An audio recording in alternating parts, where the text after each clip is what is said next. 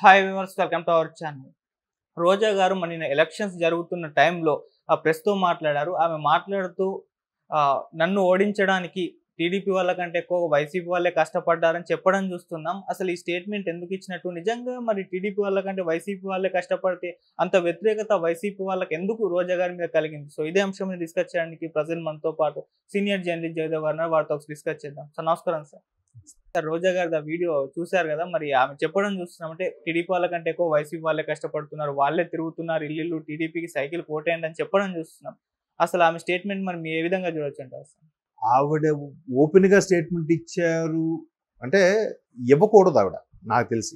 ఒకవేళ ఇదంతా ఆవిడ చెప్పిన ఆవేదన వ్యక్తం అంతా కూడా వాస్తవమే. ఎందుకంటే మనకు గడిచిన నెల రోజులు హిస్టరీ తీసి చూస్తే అంటే ఎన్నికల ప్రచారంలో భాగంగా ఇప్పుడు కుమార్ గారు బ్యాచ్ కానీ లేదంటే అంతకుముందు శ్రీశైలం బోర్డు చైర్మన్గా చేసిన పర్సన్ తాలూకు బ్యాచ్ కానీ వీళ్ళందరూ కూడా ఎందుకో మొండి చేయి చూపించారని మనం గత 2 నెలలుగా చూస్తూనే ఉన్నాం. అక్కడికి ఒక 2 నెలల ముందు రోజా గారి ఒక ఆడియో కూడా యూట్యూబ్లో లీక్ అయింది. మీరు చూసారు లేదు?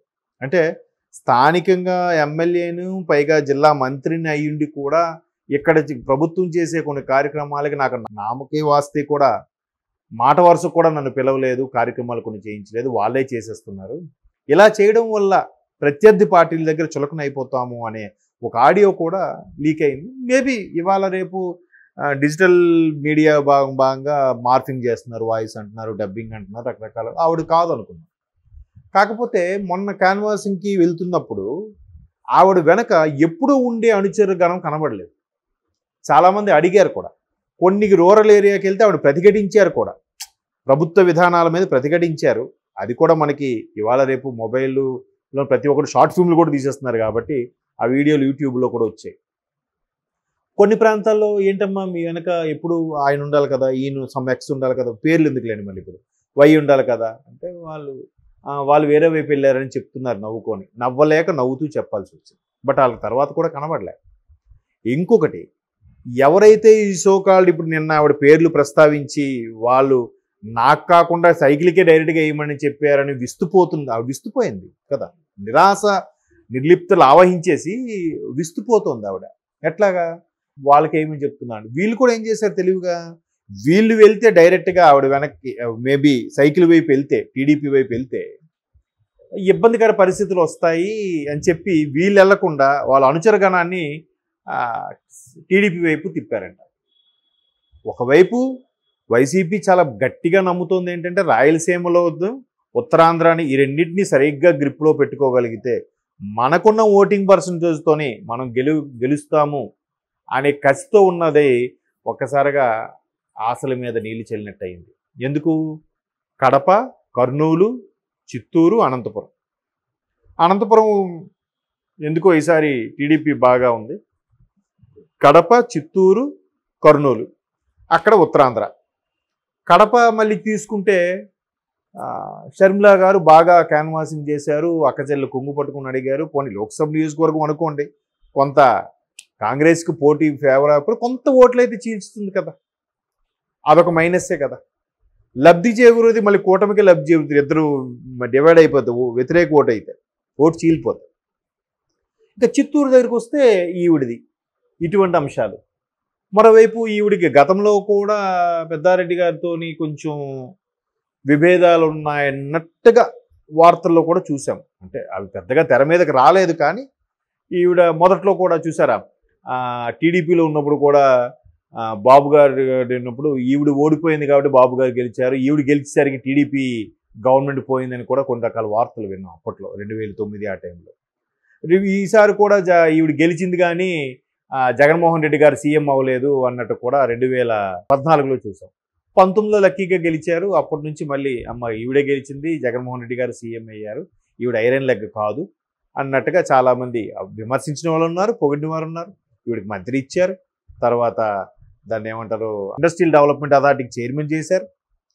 ఇట్లా మంచి కేడర్లో ఉన్నారు. కాకపోతే నోటి దురుసు వల్ల కూడా కొంత మైనస్ అయిన అనేది చాలామంది వ్యక్తుల అభిప్రాయం. ఎందుకంటే వైసీపీలో 151 మంది ఎమ్మెల్యేలు 2019లో గెలుచుకున్నాక 151లో ముఖ్యమంత్రితో ఒకటి తీసేస్తే 150 మందిలో 140 మంది ఎవరి పనులు వాళ్ళు చేసుకున్నారు. ఈ 10 మంది హైలైట్ అయ్యారు. 10 మందిలో ఈవిడ, కొడాల నాని, వంశీ గారు, గుడివాడ అమర్నాథ్ గారు, తర్వాత పేర్ని నాని గారు, ఆ తర్వాత అనిల్ కుమార్ గారు, ఇట్లా కొద్దిమందే బాగా హైలైట్ అయ్యారు కదా. మిగతా 140 మంది ఎవరికి తెలియదు. ఇన్ ద సెన్స్ ఈ విధమైన వ్యాఖ్యలు కానీ, ప్రతిపక్షాల మీద దుయ్యబట్టడం కానీ, బురద జల్లే ప్రయత్నం అయితే చేయలేదు అంత స్థాయిలో. అంటే ఎక్స్ట్రీమ్ లెవెల్కి, ఫ్యామిలీలోకి, పర్సనల్ విషయాల్లోకి వెళ్ళిపోయి. సో అది కూడా కొంత మైనస్ అనేది రకరకాల అభిప్రాయాలు ఉన్నాయి. ఆ తర్వాత ఒక ప్రముఖ ఛానల్ హెడ్ మన ఒకప్పుడు రవిప్రకాష్ గారు, ఆయన అయితే కొన్ని సందర్భాల్లో ఈవిడ, రజనీ గారికి కూడా చాలా గడ్డు పరిస్థితులు అన్నట్టు కూడా ఆయన ఛానల్లో చెప్పడం చూసాం. అలాంటి పరిస్థితులు ఇక్కడ కూడా ఉండే వాళ్ళ అనుచరులు దెబ్బేసేయడం, అది ఆవిడ మాట చెప్పింది కదా. దెబ్బేసారని చెప్పి చాలా ఛానల్స్లో, చాలా సోషల్ మీడియాలో కూడా చూసాం. బట్ ఇవాళ నిన్న ఆవిడే స్వయంగా ఒప్పుకున్నారు. నాతో ఉన్న అనుచరులే అక్కడ పైకి వెళ్ళి ముఖ్యమంత్రి గారికి కాలు దండపడతారు, ఇక్కడికి వచ్చేసరికి నా మీద విసుర్లు రుసుర్లు ఉంటాయి, కోపాలు చిరాకులు ఉంటాయి, స్వయంగా ఫ్యాన్కి వేయమని చెప్పకుండా వాళ్ళు డైరెక్ట్గా సైకిల్కి వేయమని చెప్పే పరిస్థితి వచ్చేసింది. ఇది ఒక మంత్రిగా, ఒక మహిళగా 2 సార్లు గెలిచారు కదా మరి వరుసగా. గెలిచిన ఒక ఎమ్మెల్యే అభ్యర్థిగా నాకు ఇవ్వాల్సిన ఇంపార్టెన్స్ నాకు ఉంటుంది కదా, ఫీల్ ఉంటుంది కదా, నాకు ప్రాధాన్యత ఇవ్వట్లేదని. ఇవ్వకపోగా డైరెక్ట్గా ముఖ్యమంత్రి గారితోని, అధినేతతోనే ర్యాప్కు పెట్టుకుని నన్ను సైడ్ చేయాలని చూశారు, నన్ను కూరలో కరివేపాకులాగా ట్రీట్ చేశారు అనేది ఆవిడ ఆవేదనలో అర్థం. అది ఆవిడే చెప్పారు.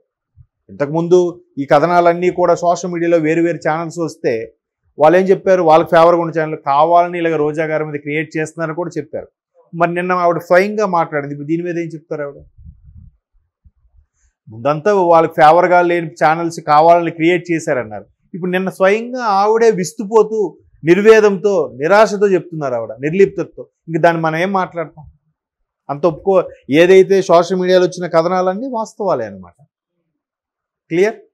సో మరి అందుకే అంటే ఒక్కొక్కరికి ఒక్కొక్క రకమైన ప్రాబ్లం వస్తుంది.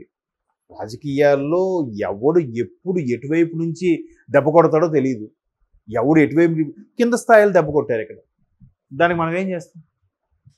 ఎవరి అవకాశం వాళ్ళది, ఎవరి పరిస్థితులు వాళ్ళది. దీనికి మళ్ళీ భారీగా నన్ను వెన్నుపోటు పొడిచారు. వెన్నుపోటు పడడం ఏంటి? పరిస్థితులు మీరు ఎలా బిహేవ్ చేశారో దానికి తగ్గట్టుగా. కింద స్థాయిలో వాళ్ళు ఏమంటున్నారు, మాకు ప్రాధాన్యత లేదు, మాకు అసలు పట్టించుకోలేదు కాబట్టి మేము వెనక్కి తిరిగాం, మేము ఎదురు తిరగాల్సి వచ్చింది, మేము అటువైపు వెళ్లకుండా ఈ ప్రత్యర్థి పార్టీకి ఓటేయమని మేమే స్వయంగా చెప్పామన్నట్టుగా వాళ్ళు మాట్లాడుతున్నారు. ఇది ఆఫ్ ద స్క్రీన్. మరి ఇప్పుడు ఏం మాట్లాడతారు? ఆవిడ డైరెక్ట్గా చెప్పేశారు కాబట్టి ఆవిడ ప్రెస్ ముందుకు వచ్చి అలా చెప్పారేమో. సో ఇంకా మరి దీని గురించి ఎక్కువ మాట్లాడడం కూడా వేస్ట్. ఇంకా June 4th ఆ రిజల్ట్సే మాట్లాడతారు. సో అది కూడా కొంత మైనస్ అనేది రకరకాల అభిప్రాయాలు ఉన్నాయి.